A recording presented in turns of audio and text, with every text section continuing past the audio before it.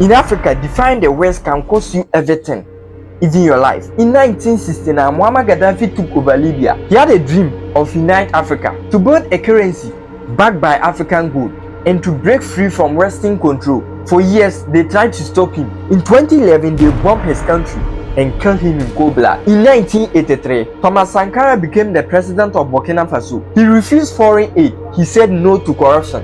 He gave power back to the people.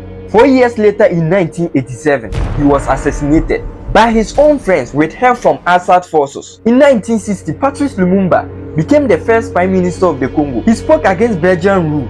He wanted real freedom. But in 1961, he was captured, tortured and killed. Rumor says with the support from the CIA. Even Ghana's president, Dr. Kwame Nkrumah, the man who led Ghana into independence, was overthrown in 1966 while he was away in Vietnam. Recently, Ghana's president, John Dramani Mahama, boldly accused the CIA of being involved. Is this just a coincidence? No, it is a pattern. Every time an African leader rises and dares to stand alone, something happened. Assassination, coups, chaos. And now there is new name on the list.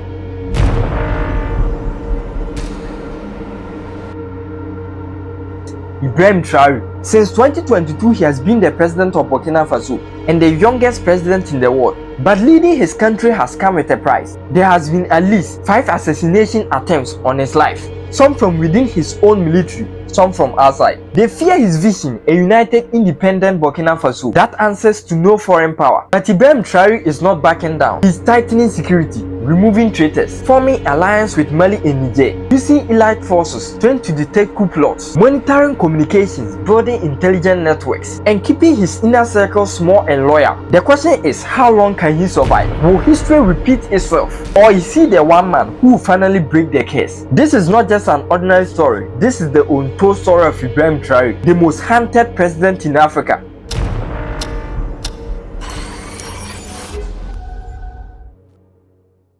Before the word came in, Africa's most wanted president, he was just a boy from Dessi town in Burkina Faso. Ibrahim Traoré was born in 1988 in Bondoku. He didn't grow up rich, no fancy school, no political family. Just a regular boy with big dreams and sharp eyes. In school, he studied hard. He didn't talk much, but when he spoke, people listened. He studied geology at the university, hoping to help his country grow. But the more he learned, the more angry he became. Why was Burkina Faso, a country with gold, cotton and land, still so poor? Why is it that French companies are taking everything? These questions never left his mind. So he joined the army, trained hard, fought harder, improved himself. By 2022, his country was in crisis. Terrorist attacks were rising.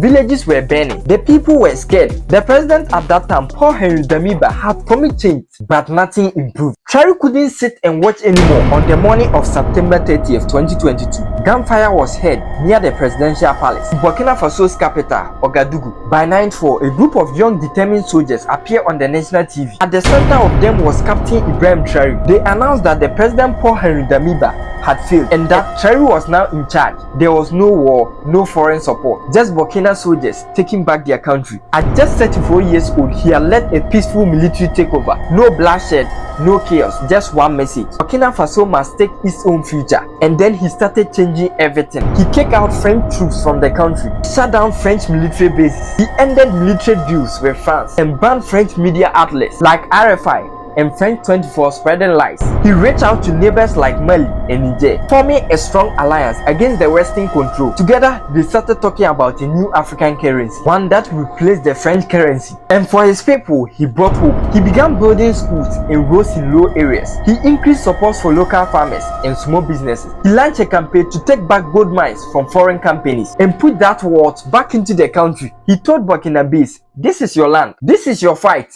this is your future." But not everyone was happy. Western powers saw him as a threat, a young, fearless African leader who could not be bought, a soldier who refused to bow. And then the attacks began.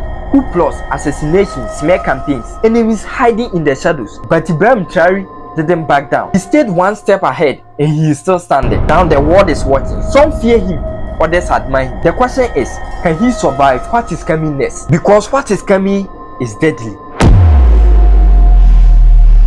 Since taking power in September 2022, they have tried to kill him. Not once, not twice, but at least 5 times. But somehow, Ibrahim Traoré is still standing. October 2022, just days after the coup d'etat didn't take long. Barely a week after Traoré took over, rumors began flying of a planned counter-coup. Paul Henri Damiba, the man Traoré had removed, was still hiding somewhere in the country. Reports says he tried to rally loyal soldiers and take back power. But Traoré moved fast. He opened negotiations. Damiba agreed to resign and fled to Togo. The crisis was over for now. In November 2022, just 1 month in power, Traoré gave France an ultimatum leave. The same week, intelligence forces reported a suspicious movement near the French embassy in Ouagadougou. Local protesters believe French agents were working internal forces to remove Traoré. His response, he expelled the French ambassador, then ordered the French military to leave Burkina Faso within 30 days. And just like that, for the first time in decades, France were gone. In November 2022, Traoré was scheduled to travel from Ouagadougou to northern military camp. But moments before takeoff, his security team received intel. A small group of military officers had planned to sabotage his return flight. The plot was stopped. The officers were quietly arrested. It never made big headlines, but Traoré's circle was shaking. Almost exactly 1 year after Traoré took power, September 26, 2023, the military foiled a row confirmed coup plot, and several high-ranking officers were arrested, including some close to the presidential guard. This wasn't just a talk.